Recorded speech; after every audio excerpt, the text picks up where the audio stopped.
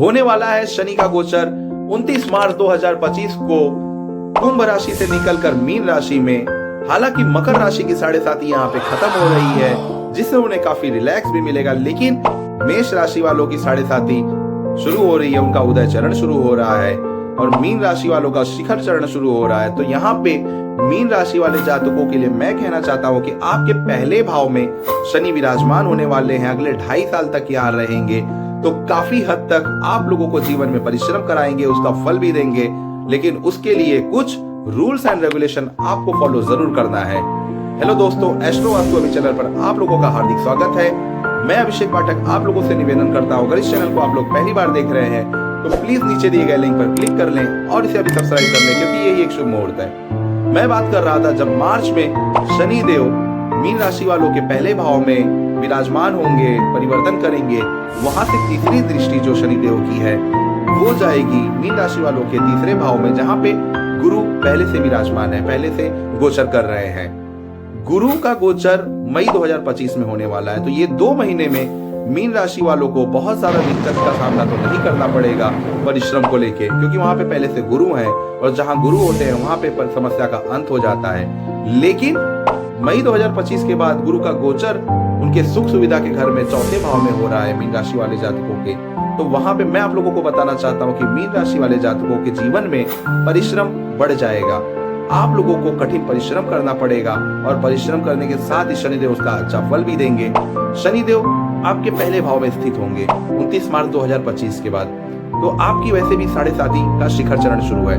तो यहाँ पे आपको अपने पर्सनालिटी पे बहुत ज्यादा फोकस करना है, बहुत ज्यादा ध्यान देना है।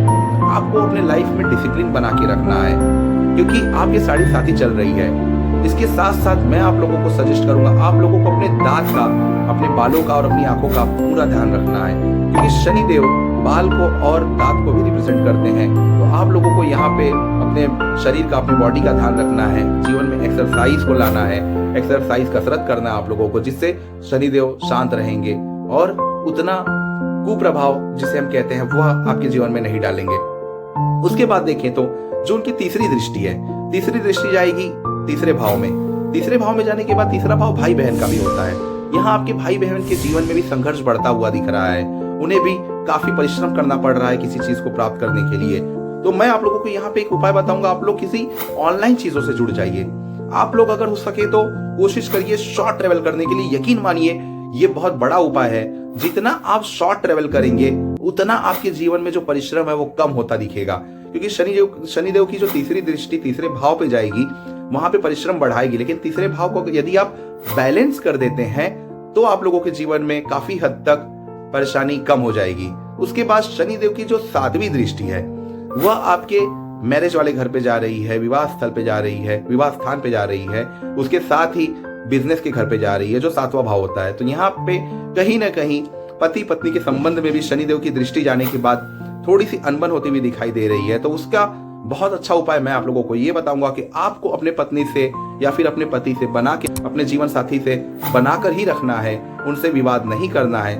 उसके साथ आप लोगों को नए नए जगह पे अपनी प्रेजेंटेशन स्किल को बढ़ाना है, नए नए जगह पे आप लोगों को अपना फोकस बढ़ाना है, अपने आप को प्रेजेंट करना है। उसके साथ आप लोगों को अपने घर का साउथ वेस्ट का जो डायरेक्शन है, जिसे हम 7th हाउस का डायरेक्शन कहते हैं, वहां पे गंदगी नहीं होनी चाहिए। जितना हो सके वहां पे क्लीन रखें। साउथ वेस्ट में सर रख के सोने की आदत डालें। वहां पे सर रखकर सोने से क्या होता है, नई नई क्रिएटिविटी जो होती है हमारे दिमाग में आती है। नया नया बिजनेस करने में जो हमें नई नई जगह पे दिमाग लगाना पड़ता है, बहुत सारी क्रिएटिविटी की जरूरत पड़ती है। तो वहां से क्रिएटिविटी हमारे दिमाग में आती है, हमारे माइंड में आती है, वो अच्छा असर डालती है। तो 7th हाउस को हमें ऐसे बैलेंस करना है। बिजनेस करना है अगर आप लोगों को, तो पार्टनरशिप में बिजनेस थोड़ा संभल के करिएगा। उसके साथ ही शनिदेव की जो 10वीं दृष्टि है वह जाती है आपके 10वें घर में। मीन राशि वालों को क्या करना चाहिए, यहाँ पे मीन राशि वालों को अपने काम पर फोकस करते हुए डिसिप्लिन बनाना है। जैसे कि अगर सुबह 8 बजे अपने काम पर आपको पहुंचना है तो सुबह 8 बजे ही पहुंचे, 8 का 9, 10 नहीं बजना चाहिए। जो डेली रूटीन है अपने वर्क प्लेस पे उसे फॉलो करना है। जो टीम मेंबर है आपके, जो मैनेजर्स हैं, उनके साथ आप लोगों को अच्छा व्यवहार रखना है। उसके साथ ही कहीं ना कहीं मीन राशि वालों का जो वर्क प्लेस है, जो कार्यस्थल है, वहां पे कुछ अच्छी घटना भी हो सकती है। ये मैं आप लोगों को बोल सकता हूं मई 2025 के बाद। क्योंकि मई 2025 में गुरु आपके चौथे घर में बैठेंगे, दृष्टि डालेंगे 10वें घर में, और शनि देव आपके पहले घर में बैठेंगे और दृष्टि डालेंगे 10वें घर में। जब शनि और गुरु की एक साथ दृष्टि पड़ती है 10वें घर में, तो या फिर किसी भी घर में जब एक साथ दृष्टि पड़ती है, तो उस घर का जो शुभ परिणाम होता है वह एक्टिवेट हो जाता है और कुछ ना कुछ अच्छा फल जरूर देता है। तो मीन राशि वाले जो जातक है उनके लिए खुशखबरी ये है कि उनके कार्यस्थल पे कुछ ना कुछ उनका अच्छा होने वाला है। मई 2025 के बाद ये चीजों की संभावना अधिक बढ़ जाती है। अब बात करते हैं उनके स्वास्थ्य की। मीन राशि वालों को अगर स्वास्थ्य से रिलेटेड दिक्कत आ रही है, तकलीफ झेलनी पड़ रही है, तो स्वास्थ्य के लिए मीन राशि वाले जातक एक उपाय कर सकते हैं जो मैं आप लोगों को बताता हूं, जिसे हम कहते हैं सातमुखी रुद्राक्ष।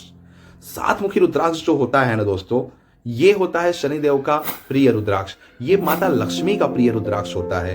तो इसे धारण करने के बाद ना आपके जीवन में जो बहुत सारी कठिनाइयां आ रही हैं, समस्या आ रही हैं, अगर आप बिजनेस कर रहे हैं तो आपके लिए रामबाण का उपाय करेगा, आपकी हेल्थ के लिए बहुत अच्छा रहेगा, आपको इतना काम में व्यस्त कर देगा, आप इतना हार्डवर्किंग पर्सन बन जाएंगे कि आप लोगों को पता ही नहीं चलेगा कि आपने हार्डवर्क करके कब सफलता को प्राप्त कर लिया। तो सातमुखी रुद्राक्ष आपको 7.5 में अवश्य पहनना चाहिए। यही सातमुखी रुद्राक्ष मैं मेष राशि वालों के लिए भी जरूर कहूंगा कि उन्हें धारण करना चाहिए, क्योंकि उनकी भी 7.5 का उदय चरण शुरू होने वाला है। इसे पहनने के बाद आपके मन में जो अशांति फैली हुई है वो काफी हद तक शांत हो जाएगी और कहीं ना कहीं आपके बिजनेस में भी बढ़ोतरी होने लगेगी, क्योंकि सातमुखी रुद्राक्ष बिजनेस को भी रिप्रेजेंट करता है। तो ये उपाय करके देखिए। इसके साथ ही अगर आप पीपल के पेड़ में शनिवार की शाम को पीपल के पेड़ के पास दिया जला सकते हैं और 7 फेरे अगर वहां पे मार सकते हैं तो वो आप लोगों के लिए बहुत अच्छा होगा। ये भी एक रामबाण उपाय है शनिदेव को प्रसन्न रखने के लिए। उसके साथ ही हनुमान चालीसा शनिवार को पढ़ना मत भूलिएगा। ये कुछ उपाय करके देखिए दोस्तों, ये सच में काम करता है और कुछ ही महीनों बाद ही आप लोग मुझे कमेंट करेंगे कि किस हद तक आप लोग अच्छा रिलेट कर रहे हैं। आप लोगों के जीवन में परिश्रम कम होता दिख रहा है, शॉर्ट ट्रेवल करना, ऑनलाइन चीजों से जुड़ जाना, पत्नी पति के साथ संबंध आपस में अच्छा बना के रखना, कार्यस्थल में बॉस के साथ अच्छा रिलेशन बना के रखना, ये सारे उपाय बहुत काम करेंगे। इसके लिए आप लोग मुझे कमेंट जरूर करिएगा।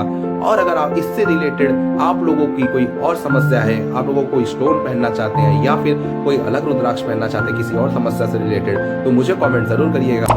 हरिओम।